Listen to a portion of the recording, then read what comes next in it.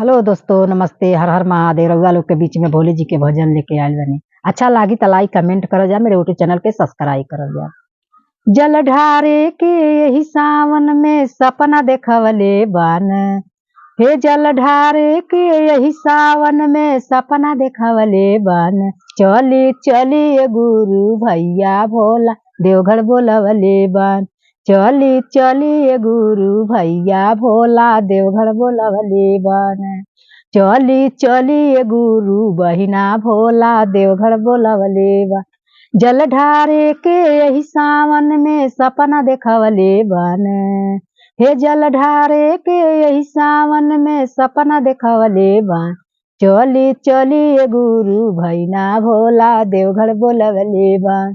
चली चली ये गुरु बहिना भोला देवघर बोलवले बान। पेन्ही के नाया गेरुआ कपड़ा कान्हे पर धैनी कांवर। पेन्ही के नाया गेरुआ कपड़ा कान्हे पर धैनी कांवर।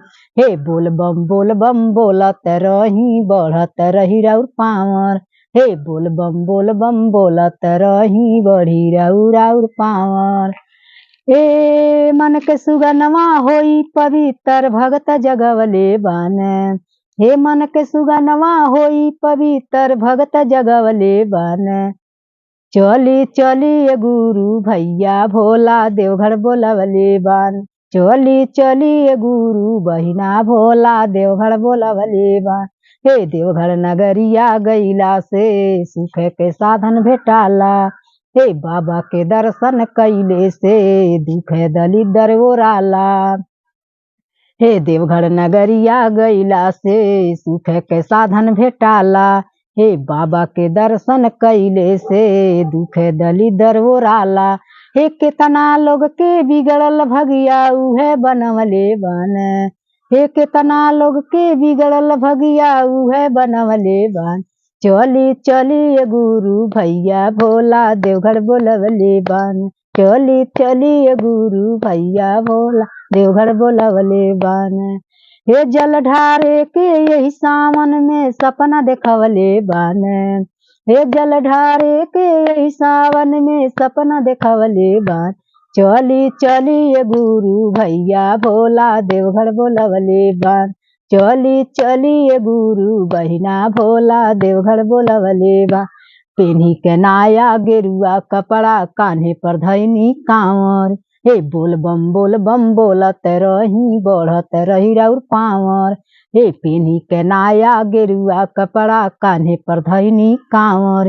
हे बोल बम बोलत रही बढ़त रही रउर पावर। हे मन के सुगनमा होई पवित्र भगत जगवले बान। हे मन के सुगनमा होई पवित्र भगत जगवले बान। चली चली ये गुरु भैया भोला देवघर बोलवले बान। चली चली ये गुरु भैया भोला देवघर बोलवले बान। हे देवघर नगरिया गईला से सुख के साधन भेटाला। हे बाबा के दर्शन कैले से दुख दलिदर ओराला। हे देवघर नगरिया गईला से सुख के साधन भेटाला। हे बाबा के दर्शन कैले से दुख दलिदर ओराल। केतना लोग के बिगड़ल भगिया उहे बनवले बान। हे केतना लोग के बिगड़ल भगिया उहे बनवले बान। चली चली ये गुरु भैया भोला देवघर बोलवले बान। चली चली ये गुरु बहिना भोला देवघर बोलवले बान। सावन के पहिला सोमारी के ढारेला जे ही जलवा। सावन के पहिला सोमारी के ढारेला जे ही जलवा। ए दुखी न रहे जीवन में मिलेला मन जोग फलवा। सावन के पहिला सोमारी के ढारेला जे ही जलवा। ए दुखी न रहे जीवन में मिलेला मन जोग फलवा। चलवा भगतवा भक्ति भजन से धूम मचवले बान। हे चलवा भगतवा भक्ति भजन से धूम मचवले बान। चली चली ये गुरु भैया भोला देवघर बोलवले बान। चली चली ये गुरु बहिना भोला देवघर बोलवले बान। हे जल ढारे के यही सावन में सपना देखवले बान। हे जल ढारे के यही सावन में सपना देखवले बान। चली चली ये गुरु भैया भोला देवघर बोलवले बान। चली चली ये गुरु बहिना भोला देवघर बोलवले बान। चली चली ये गुरु बहिना भोला देवघर बोलवले बान। हर हर महादेव।